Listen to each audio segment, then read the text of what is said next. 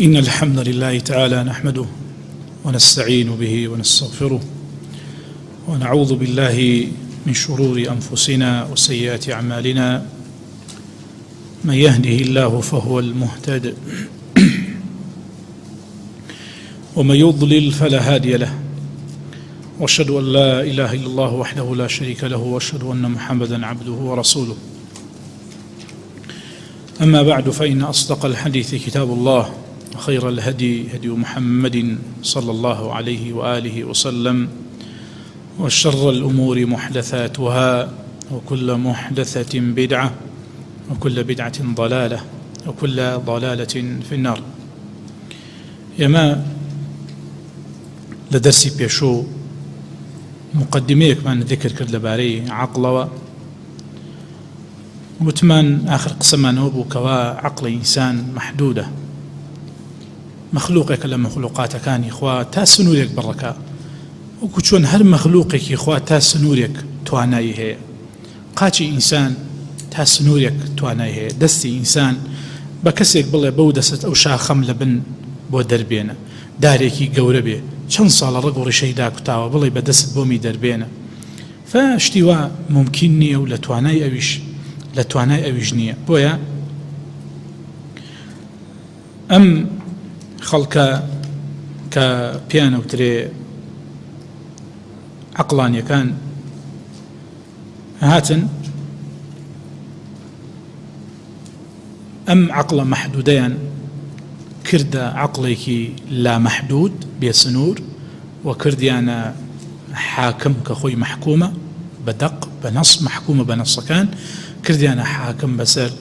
بسر نصكان، وعقل كان يجبرزا أقل وأحقر وأدنى من أن تحيط بجميع حكم الله تعالى. عقل زؤل وكم ترى بطواني لهرشي حكمته مبستا لدقة كان شي مبستا شي حكمتك لهرهم يحالي ببيت أمش خوي بو خوي بس بۆ واز بێنین لەوەی بڵێن عقل حاکمە. چونکە کەی عقل قسەی زاڵە بێ بڵێ من هەموو شتێک ئەزانم، کە هەموو شتێک ئەزانم ئەو مۆزوعەوە نییە، ئەو دەقە شەرعیە لایق نیە نەگونجاوە، چونکە من علمم بە هەموو شتێکەیە ئەزانم، بەڵام عقڵ توانێت ئیدعای وا بکا بڵێ هەموو شتێک ئەزانم، ناتوانێت. کە ئیدعای ئەوە ناتوانێت بکا و هەمووشمان کۆکین لەسەروەی عقڵ ئیحاطەی هەموو شتێکی نەکردو بە عیلمی، ئەو ساڵین ئەم مەسەلە عقڵی تۆ بڕی ناکە، تۆ دەرکی ناکەی. چون دەیان سەدان هەزاران شتێ عقڵت درکی ناکە، ئەم مەسەلە شەرعیش عقڵت درکی ناکە. ئەنجا هەموو شەرعیش بەم شێوازە نییە. ئەگەر تە من باقی بێخوا یار بێ تبارەک وتعالە باسی ئەەکەم کە تەبیعەتی دەقە شەرعیەکان هەمووی بەو شێوازە نیە عقڵ دەرکی نەکات، بەڵکو ئەکەینە سێ بەشۆ. بەشێکیان موافقی عقڵە، وەکو ڕێزگرتن لە دایک و باوک، وەکو خراپی زینە، مەی خواردنەوە وإلى آخره، كأمانة موافقي عقلا 100%. وجوري دوميان وثمان تحار فيه العقول، عقل تايا حيرانة نازاني ونا كذا تواني بزاني خواشو أنا تبارك وتعالى كذا تواني كذا بهشتي بينيوا فقط بما نوصف كراوة. حقيقتي اشتكاني بهشت، حقيقتي ذاتي خواه لا يتصور، لا تواني تصور كي بوشك عقلي مروف محدودة، توانای ئینسان محدودە، بەڵکو ئینسان توانوێتی ددرک بەخۆی بکە بە هەموو شێوازێک لە هەموو ڕوویەکۆ. ئەو ڕۆژە راپۆرتێکم بینی ئەڵێ پارچەیەک لە لاشەی ئینسان دۆزراوەتەوە، ئەو ئینسانە ئەو مرۆڤە خۆی شاخەکان ناڵێم، بەحرەک و دەریاکان ناڵێم، ئەم ئینسان ئەڵێ پارچەیەک لە لاشەی دۆزراوەتەوە تا ئێستا زانست پێی نەزانیوە، کەچی ئیشێک ئەکا و ئیشێ باشی شەکاو لەو وەزیفانەی لاشە وەزیفەیەکی هەیە تا ئێستاش علم پێی نەزانی. لە کەناڵەکانی خۆیان و راپۆرتەکانی خۆیان ئاماژەیان پێکرد. ئیدەن ئینسان ناتوانێت خۆی بناسێ بە تەواوەتی. چۆن ئیدعای واکە من ئەبێ مەحاکم بەسەر دینەوە، بەسەر دەقە شەرعیەکانەوە. بەڕێزەکان بەس بێ بۆ پوچی بۆ چوونی عقل حاکم بێ و عقلها پێش هەموو شتێکەوە، بەس بۆ پوچیەکەی ئەوەیە کەوا قاعیدەیەکی بەردەوام نییە لە ڕووی عقڵەوە داینەی بڵێ تەواو ئەمە مەسەلە عقلی هەموو شتێک تێ ئەهێنین و بۆ ئەم قاعیدە یا بۆ ئەم چەند قاعیدە هیچ شتێکی وان نییە. أوي أما كان الله لروي عقله واجب وابه أو قال لروي عقله مستحيل وابه أولا لروي عقله واجبه أولا لروي عقله مستحيلة أي شون واجبه وشون مستحيلة واجبه يعني أبي وابي أبي هبي مستحيل يعني محال اشتي وانا ببيت ممكن ممتنعة أو جل لروي عقله أما عقله كان بنا عقلان كان هر خويان هر بوي أو عند خلاف لبين عقلان كان لبين هيش طائفية كانية ما قال لنا وشيعية ونا خلاف بيت لنا وهيش طائفية كنا خلافنا لنا عقلان كان خلافية ما قال كوم الله الأهل بدع بو لبروي عقلي مروفكان جوازه عقلي مروفكان جوازه بو يعني بتش عقلك كتاب السنة ببيوين أجر أو كسي قال باكي بعقل كين حاكم بو إمام مالك رحمة الله عليه جواني فرمي أو كلما جاءنا رجل أجدل من رجل هركب بيوين هاتو لو كيتر مناقشي زيادرو بلغكاني ظاهرا لعقلي هنيا كز بلغكاني بقوترو دم كرترو تركنا ما جاءنا به جبريل إلى محمد لجدل هؤلاء بشين وازلا أو وحي بنين كبو بيغملاته عليه الصلاة والسلام لبر دم كيام لبر لمناقشة ولا جدل أو زيرك فلا وربك لا يؤمنون حتى يحكمك فيما شجر بينهم ثم لا يجدوا في أنفسهم حرجا مما قضيت ويسلم تسليما بالتسليم يجبن هذا وندنا بالتسليم يجبن بوي ناكريت بغير قرآن وسنة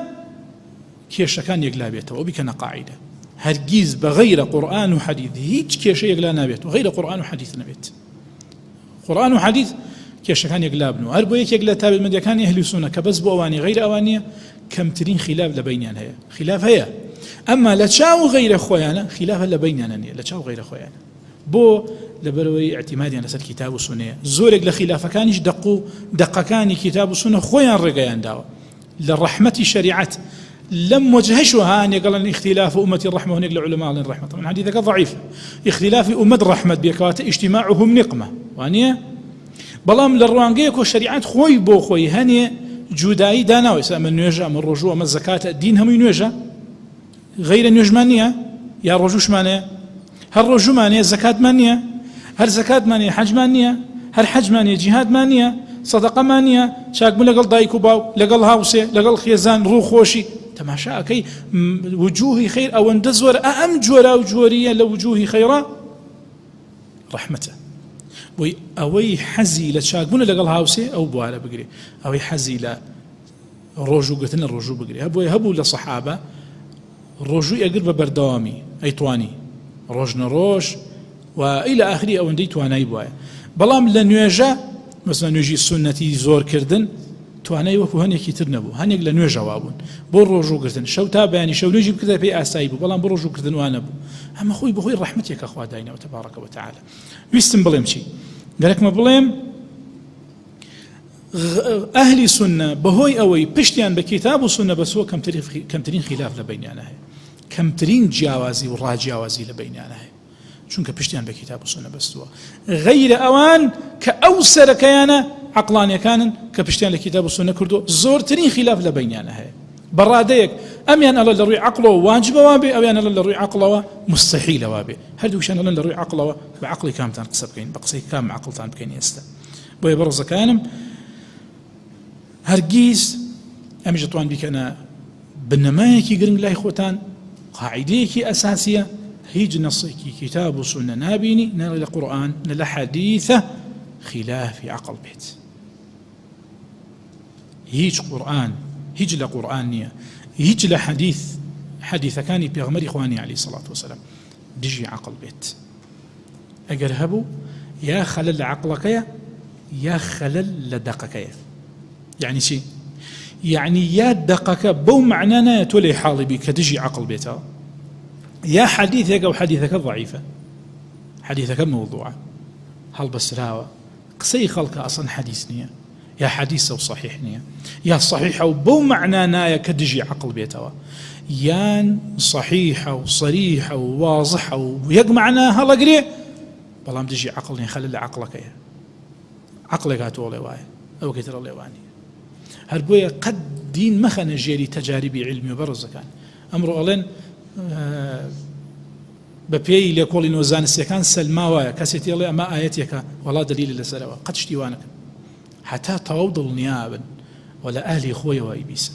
ئەگەرنە دوایی کەلامی خوا تبارك وتعالى وبيغمر عليه الصلاة والسلام كيف تدرو كابرا تجربة علمية زور أسايا بلا كاكا تايسا غلط ما كرت بلان قرآن وسنة كشي ليكي تاديوكا بتاتا شاك بو معيدة أمر والله خلافة نيسك باشا نيسك تاديوكا بو فلان شد باش بأمر والله خلاف هل بو يقول يكي لنا أهل علمي أوان بس علماء كان يوان ألين جواب نهائي لا دراسات علمية جواب نهائي نية بس الدوام لتعظبونه أو يدوك خلاب وأمره باش أو يدوك باش أمره خلاب انجاد كاريجري كان زور لسري هي تصور كان صالي بنجا كان ليقولوا كراو بيان دركوتو نخوشي بيان دركوتو الشيريني والشكر بتايبت هو كاري سركي هم نخوشي كان الشركة كان شكر بارين داوة أو جماعتك أم ليقولوا كردو أمال أمريكا رويدا رابورتي رسمي يعني لسرچاوي لاوكيو نمبيستوا رسمي پارەیان دا و تویانە بۆی بازاری شەکەر نەشکێ مەڵێن شەکەر تووشی نەخۆشیەکە بیکەنە ڕۆن تیانە باش لەبەر باش شەکردنی با ڕۆنوێ ڕۆن هۆکاری نەخۆشیەکانە دوای 50 ساڵ براکانم لەم سەدەی خۆمانە و باسە 1950 بۆکەم دوای 50 ساڵ وتیان وڵا بۆمان دەرکەوتە بە ڕەشوە و پارە شەکەر بۆتە ڕۆن کاکە وڵا ڕۆنە شەکەر نییە لەوجە کەسی بڵێ وڵا حەدیثێکات وە لەسەر شەکر زیانی زۆرە کورەکاکە شەکر نییە ڕۆنە یا لەسەر ڕۆناتوە زیانی زۆرە کورەکاکە ڕۆنیە شەکرە بۆیە مەقەیەت بن لەم شتانە حتا شتێک زۆر دڵنیانە بوون قورئان و سونە مستەوایان زۆر بەرزە مەیەنە ئاستێکۆکەوە تأكيد نين علمه شو علم شيء برا كان خوي راسا ناوي علمه بس علم شيء كي تعريف علم بوكا لا علم شيء إدراك الشيء على ما هو عليه إدراكا جازما شي تجربة علمي هرشتك آوابو علم بو قد كتاب سنة دجينية ليكولي نوبه هرشتك بيت إدراك الشيء على ما هو عليه إدراكا جازما بيسلمينه بدل نهاية بجزم وجخد لسركراوة إدراكا جازما على ما هو عليه وكو خويلي حالي بيت بۆیە کاتێک ئەڵێ فلان خواردن بۆ فلان شت باشە و دوای دەرەکەوانیە کەواتە على ما هو عليه أدركه أم لا لم يدركه على ما هو عليه وكو خويلي حالي نبو بۆیە پێشی ئەوترێ علم من باب التجوز طالب علم نێ وەزان تجوز چیە يعني تجوز فراوانی کراوە لە عیبارەتە پێی وتراوە علم ئەگەرنا خودی علم نییە علم ئەوەیە وا دەرچوو هەرگیز دژی ئەوە نەوترێ ئەو پێی وترێ علم بۆیە بەڕێزە کانە متمان هەرگیز هیچ دەقێک نییە لە کتاب و سنە دژی عەقڵ بێ و هیچ عەقڵێکیش نییە دژی کتاب و سنە بێ وتمان کتاب و سنە قورئان متواترە واضحە سنەش مەبەسمان سنەی صحیحەیە حەدیثی صحیح سەبارەت بە عەقڵیش عەقڵێکی صریح عەقڵێکی سەلیم صحیح دروست ساغ نەک عەقڵێکی نەخۆش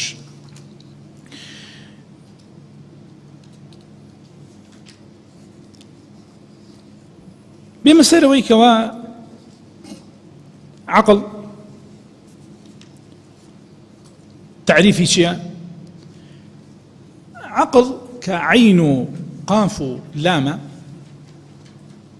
أصله صحيحة مضطرد يدل عظمه على حبسة في الشيء أو ما يقارب الحبسة عقل عين قاف لام بريتيا لا قرسنوا الحبسة يعني قرسنوا من ذلك العقل وهو الحابس عن ذميم القول والفعل بويا بعقل جوتراوا عقل لبروي مروف أقريتوا لكرداري نشياو لقفتاري نشياو بويا بيوتراوا عقل يعني حابس يعني قراوه كسك أقريته أو يعني عقل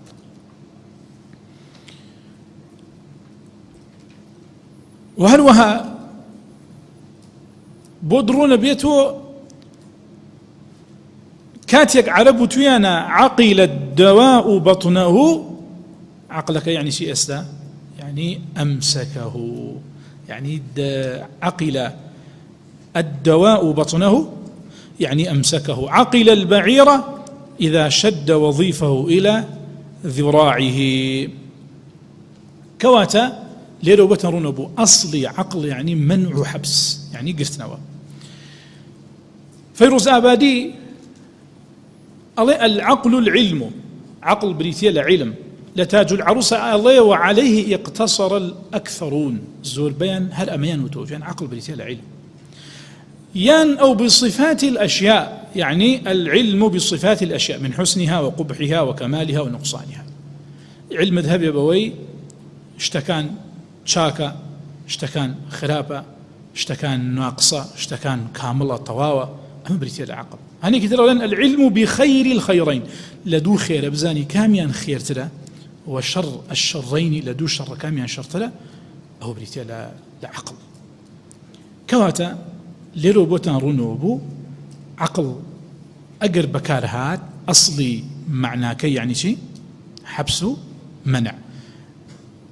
وعقل خويتشيا بريتيا لو إنسان لدو خيره خير تركي بزانية لدو شر تركي بزانية باشي بي بزانية خرابي بي بزانية روشتي باشي بي بزانية روشتي خرابي بي بزانية طبعا بيشيكا شو إنسان زاني كما باشو كان خراب وخولي نقرتوا عقلني جاهلة هربي القرآن أفرمي إنما التوبة للذين يعملون السوء بجهالة يعني جي أقروانا به أوسا توبة لك قبول ناكري شو إنسان كاتيك أزانية وإيشي بيناك وتاوانك أو جهلة أو قاعدة يا شيخ الإسلام باسيك رحمه الله عملنا كردن بعلم جهلة.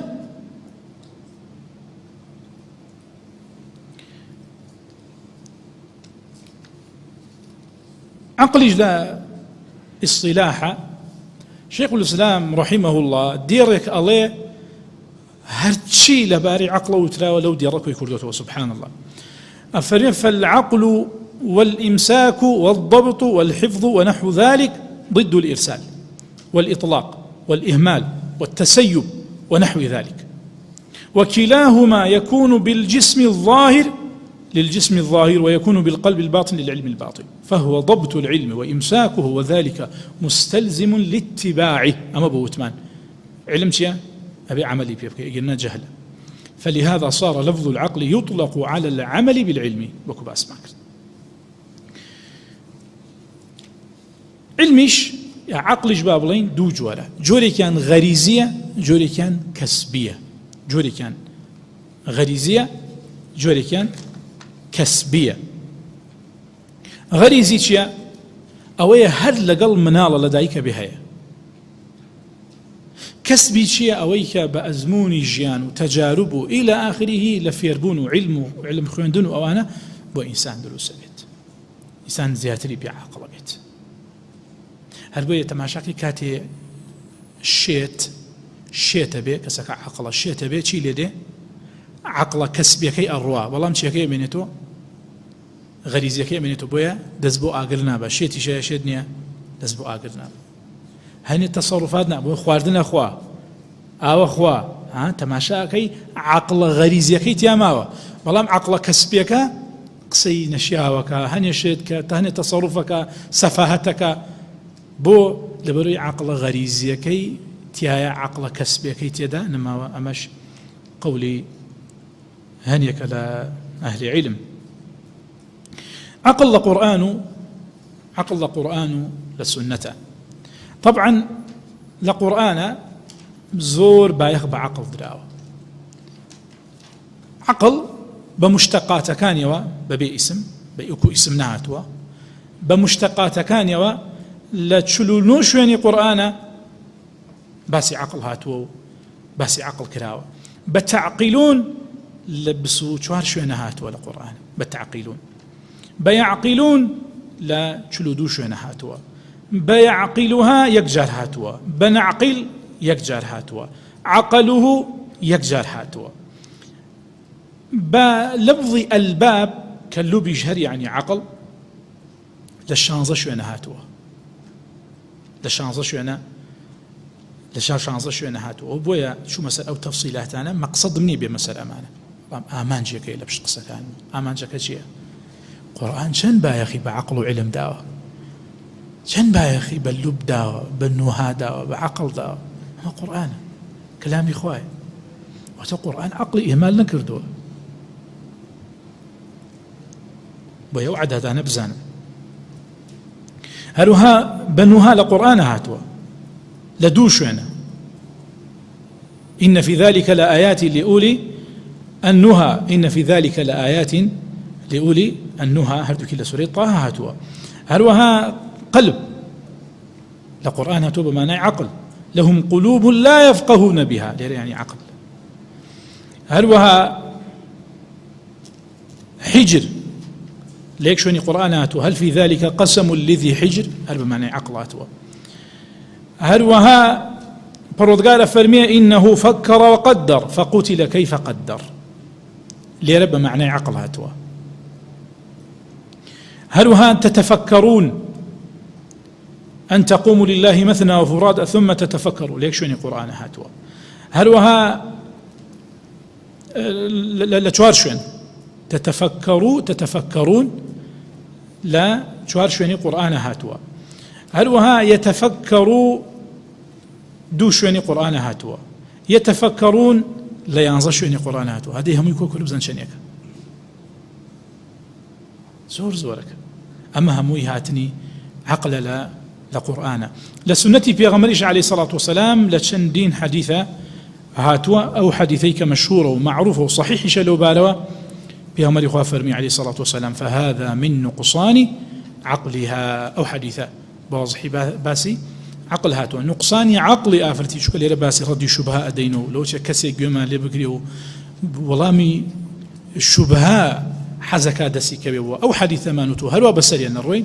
يعني شي هذا من نقصان عقلها نقصان عقلتي يعني آفرت عقلي نقصانه يعني شي يعني النقصان عقلك يودو شايتي دو آفرت شايتي دو آفرت بيك شايتي حسابه أو بريت لنقصان عقلي آفرت نقافرت بعقله هيجي بيناكره هيج نازانية وكو خويانتين قوريه كانوا بي ديني بي لك داركن إسلام مسؤولة لو دقي وتويدي نقلو قصو هالواسي نيتوه هالواسي إسلام مسؤولة لو دقي أيضا نقلو شرحو ليقدانوا لارو سقطوا تشوتيتو بو دقا كانيكي إسلام الله هذا من نقصان دينها هذا من نقصان دينها يعني شي يعني كاتيك آفرت أروات بردم داد ورد شايتي دوانيان بيك شايتي حسيب علمي أمره شايت السلام مشكي آفرت آوا أخوي يقول آوا خلقان دويتي أوش عيبني أبو آفرت أوش عيبني أبو آفرت هرشتيك لجي خوي دانا عيبني وكو شون كسيك أقر بيتو بيويسي با قاپێکی گەورەتر بێ بۆی چێشتی پێ بدەی تێر ببێ کەسێکی تر بێزی بە قاپێکی بچووکتر بێ تۆ ئەگەر ئەوەندە بەم بدەیت و زیاتر بەو بدەی زوڵمت لێ کردوون یا ئەمە عەدالەتە ئەمە عەدالەتە هەمیشە لە ئیسلامە بینن ئەفەرمێ ڕەبتی بەم عەدالەتەوە هەیە ڕەبتی بەم عەدالەتەوە هەیە ئەگەر نا تەماشای ئیسلامەکەی ئەڵێن ژن لە پیا و کەمترە باشە ئەگەر ئافرەتێک ئێوە جوابم دەن و هەمووتان طولابی علمیەوە ئینشاءالله آفرتك سي منالي هي طبعا آفرتي سي منالي هي بيز منالي هي دم منالي هي هرد كان كرن بياون أم دا أبي بقصي أو جنب كان يا أو جنبي بقصي أم دبكا أبي نير بقصي ميبكا الليلة يا ميكا بقصي نيرك بكا أبي أم دكرة هرد كان بقصي يبكن بقصي دايك يعني بكن أجر إسلام ديجي مينة بويا ديجي آفرت بويا أبويا هاو كيشك بعكسه بويا وايا بويا تماشاكي الله كره ببقصي دايكي خوي بك عفرتيشه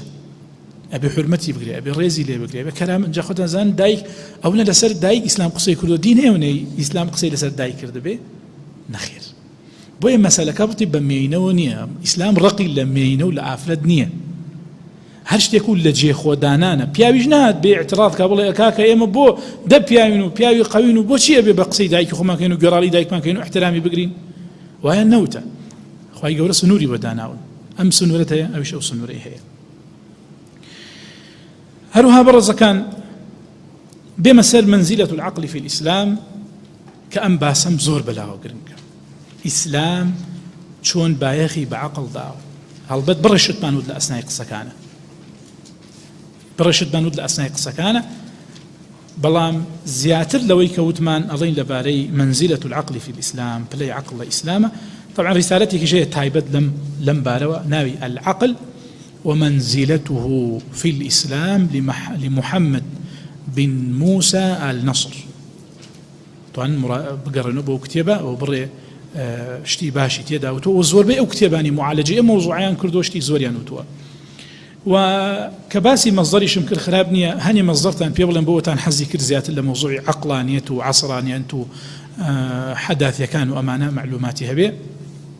سرتا بو أم موضوع أجر قريان أم طائفة شندين ناويان هي عقلانية كان ينبيوتري عصرانية كان ينبيوتري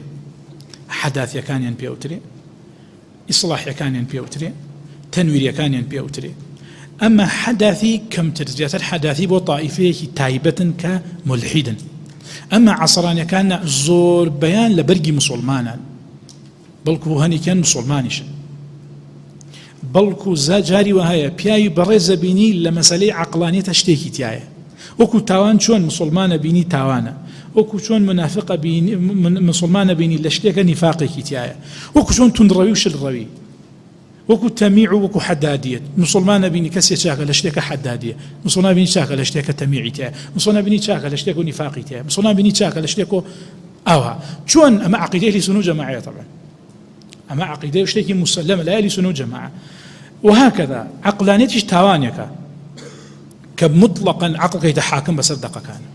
مسلمان بيني سيك لبوارك وتماشاكي توشي بيخليس كان يكاتو طبعا وش بو لو اشتنايبة ريزي عقلاني كانوا بلام لو مسألة علي أو مسألة نيبيكاو هلايا علي لو مسألة نيبيكاو هلايا فبويا وتم أمنا وكانيتي هل وها كومل مصادر يقدر حستان كالاستفادة اللي يمكن الاتجاهات الفكرية المعاصرة هي كسيك بناوي العقل طبعا أم كتابانا أيضا بغض النظر لمؤلفة كانيا بقشتي معالجة أم موضوعين بريكي كردوة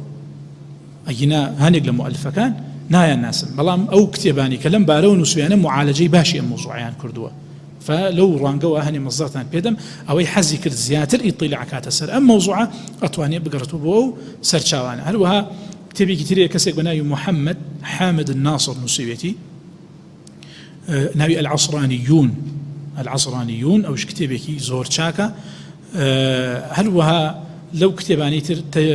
تجديد الدين كسيك بناوي بسطامي نسويتي كتابك زور شاكا لمبوارا كسيك كتير كتابك نسينا يوسف كمال بناوي العصرانيون معتزلة اليوم شتيكي آوايا أبش كتابك زور بنرخى لم بارو معالجيك زور شاكي كردوا هل وها كتابك تريناي منهج الاستدلال عند أهل السنة والجماعة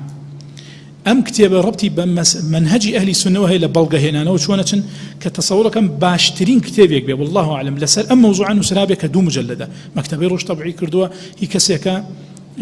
بناوي عثمان اشتيكي آوا عثمان حسن أو اشتيكي آوا ناوكي بالضبط لا يادمنيه تصور كم باشتين كتابي لسر أم موضوع معالجة كرد بي أهل سنة شون لدقة كان أروانا وبحول قوتي خوالا درسي أقدر درس كان خلاصي أو دو مجلدتان بإذن خوالا ملزميك خزمتك هذا همو مجلدك لدرسك خلاصة كيتان خزمتك بو يبزان أهل سنة شوني لدقة كان أروانا استدلال بدقة كان وشون أكن وبو عقل شون أروانا وبو قرآن وبو سنة وقاعدة كان شون للايان وبو شيء أهل سنة خلاف تايانا كما وكو عقلاني كاني باسي كان بحول قوتي خوا تبارك وتعالى كتابي تري زور كتابي تري موقف المتكلمين من الاستدلال بنصوص الكتاب والسنة عرض ونقد كسيك بناوي الغصن أوش كومل مباحثي تايا لسل أم موضوع معالجية كي جواني كردوا المهم كتابة كان زورا هل كستانا حزي كرت نزيكي سي مصدر لو مصدراني كبجواني معالجية موضوعيا كردوا